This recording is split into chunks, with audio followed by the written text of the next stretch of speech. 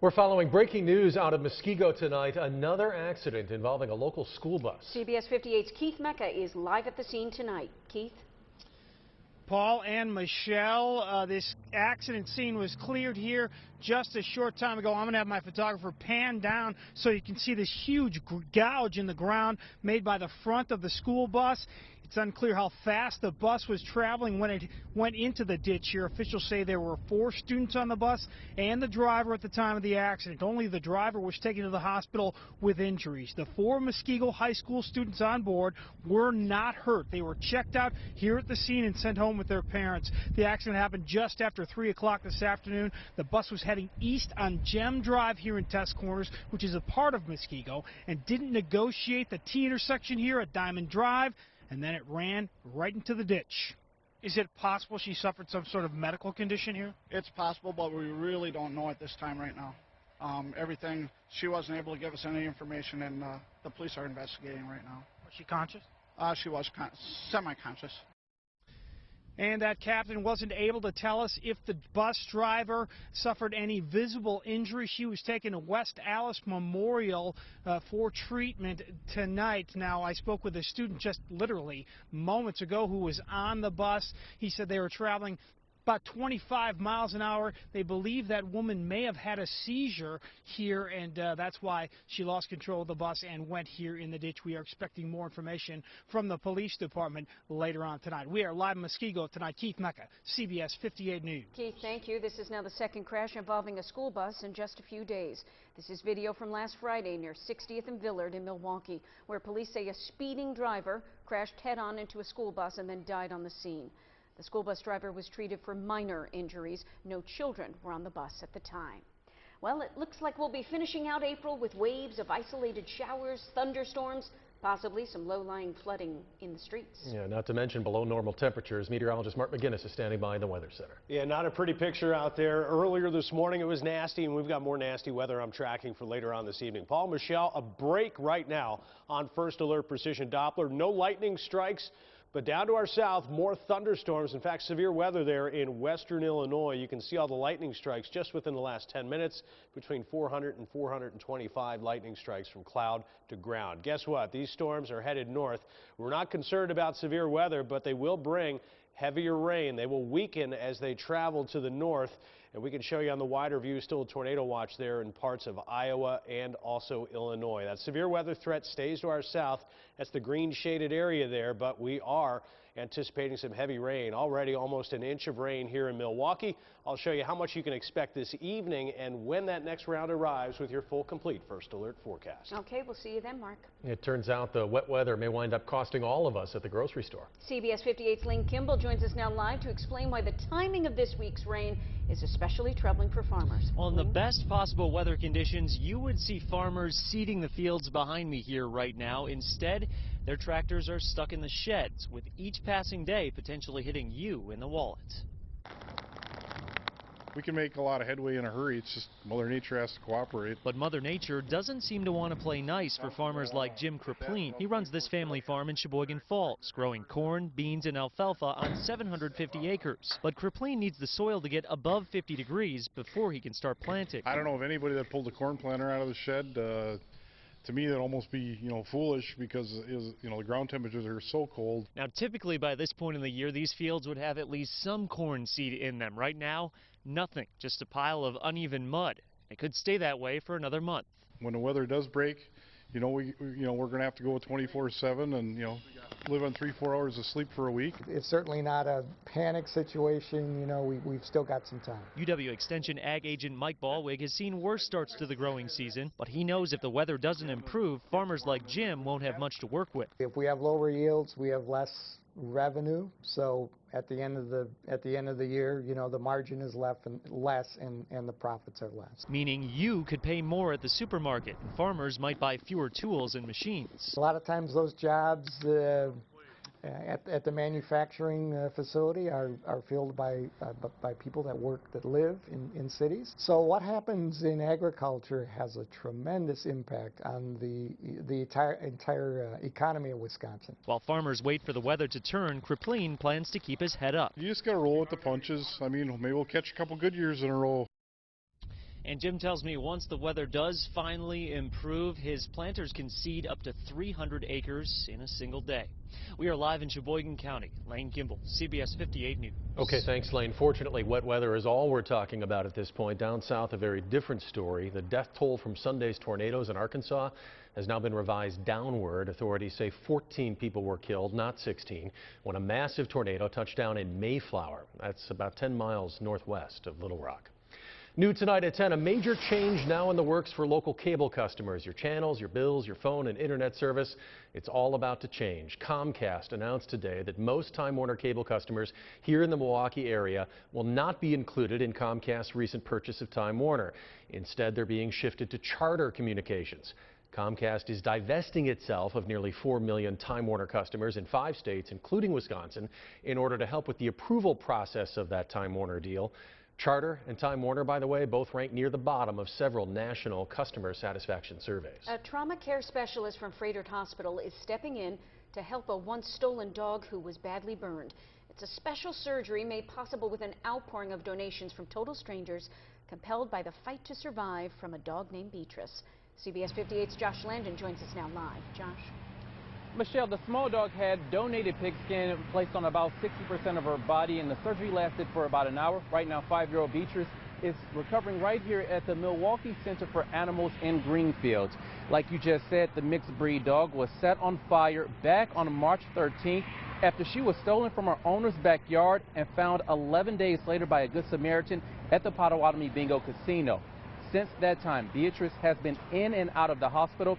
Then a doctor at Froedtert Hospital heard about the situation and decided to perform the surgery. The pig skin was actually donated by a local company here in the area. Now, this procedure is normally done on people after they suffered serious burns. It's not usually done on animals. However, the owner seems to be very positive. The procedure went very well. The doctor from Froedtert was wonderful and did the pig skin grafts on Beatrice today. She's recovering nicely. I just sat with her for the last 45 minutes and she's doing great. Doctors here at the Milwaukee Emergency Center for Animals tell me Beatrice should be able to go back home tomorrow. However, it should take up to 2 weeks to find out if the procedure responded well and if she will make a full recovery. Meantime, police continue to investigate and bring charges on the person responsible. We are live in Greenfield. Josh Landon, CBS 58. Thanks, Josh. A second person has now died as a result of a traffic accident in Kenosha County last week. According to the Kenosha County Sheriff, 34-year-old Bram Dorstein passed away on Sunday, 3 days after the minivan he was driving hit the back of a semi that had slowed or stopped for construction on southbound 94. Dorstein's 33-year-old wife, Sherry, died at the scene of Thursday's accident. The interstate narrows from 4 lanes to 2 along that stretch, and deputies say the truck had stopped to wait for merging traffic. They've since warned all area motorists to be aware of changing traffic patterns in that construction zone. The Oak Creek man accused of killing his wife because she wouldn't stop nagging him is headed for trial. 76-year-old Jack Lang pleaded not guilty during a brief court appearance this morning. He waived his preliminary hearing and was ordered to stand trial on a charge of first-degree intentional homicide. The criminal complaint says Lang shot his blind wife and then tried to shoot himself on April 16th at their home. College co-ed Jessica Benson pled not guilty to helping with a robbery at the bank branch where she was employed just days before her graduation last May. Benson went missing for months after the robbery and her family feared the worst. Police soon developed her as a suspect along with her boyfriend. She was arrested earlier this month, waived her preliminary hearing today, and has now been ordered to stand trial. Former Marquette University player, now Clippers head coach Glenn "Doc" Rivers suddenly finds himself caught in the middle of a very ugly situation involving Clippers owner Donald Sterling and racist comments Sterling is alleged to have made. CBS 58's Mike Strelo is live in the newsroom. Paul, in a conference call with reporters today, Doc Rivers said that Sterling reached out to him, but he refused to speak with him. The former Marquette star said he slept only 45 minutes Saturday night after hearing the recording. If you don't feel, don't come to my games. Don't bring black people and don't come. And I would just like to reiterate how disappointed I am in our in the comments attributed to our owner. And I can't tell you how upset I am, our players are. Also new today, the NBA said it will hold a news conference tomorrow to make an announcement about its investigation into Sterling. A few hours later, the Clippers will play their first home game since the racist rant surfaced. Another basketball legend with Milwaukee ties had this to say about Sterling today. He has tried to do a PR campaign to soften his image, but I think the underlying person continues to reek forth. Sponsors have already begun to drop the Clippers, including CarMax, Virgin America, State Farm, and Kia. Some people are calling on fans to boycott tomorrow night's game in L.A., including the opposing team's coach. But Doc Rivers says that his players, coaches, the team need support more than ever, and he's hoping for a big turnout. All right, thank you, Mike. Coming up after weather, if you haven't seen this video yet, it's a heartwarming moment between Carlos Gomez and one of his biggest fans. We have the chance to meet with the teenage fan, hear about her experience, coming up after weather. From the CBS 58 Weather Center, now, your complete First Alert weather with Mark McGinnis. Well, nothing says springtime in Milwaukee like a cold rain, and it looks like we've got plenty of that on tap. Meteorologist Mark McGinnis joins us once again in the Weather Center. Yeah, and it's dry right now, but it looks like another round of heavy rain and strong winds coming in for this evening and in the overnight. So be prepared. Bundle up, stay warm, stay dry over the next few hours. Again, dry right now on First Alert Precision Doppler across our viewing area here in southeastern Wisconsin. But I want to take you down to the south. In Illinois and Iowa, you can see there plenty in the rain of, actually plenty in the way of rain and thunderstorms. Some of those, unfortunately, are severe. There's a tornado watch box up here for southeastern Iowa and extreme western Illinois.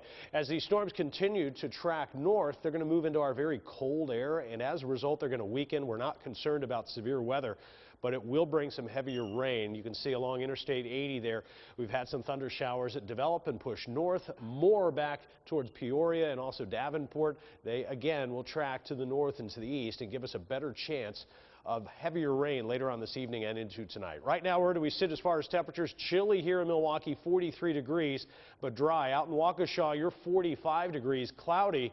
An east-northeast wind of 12 miles an hour, but we've had winds gusting over 30 miles an hour today, and they continue at 32 miles an hour in Watertown, 30-mile-an-hour wind gust in Beaver Dam. So for this evening, rain's going to return. Could be heavy at times during the course of the evening hours and into early in the morning hours tomorrow. We're forecasting maybe as much as another ½ inch of rain between now and 1 o'clock in the morning. So windy and cloudy in your First Alert forecast.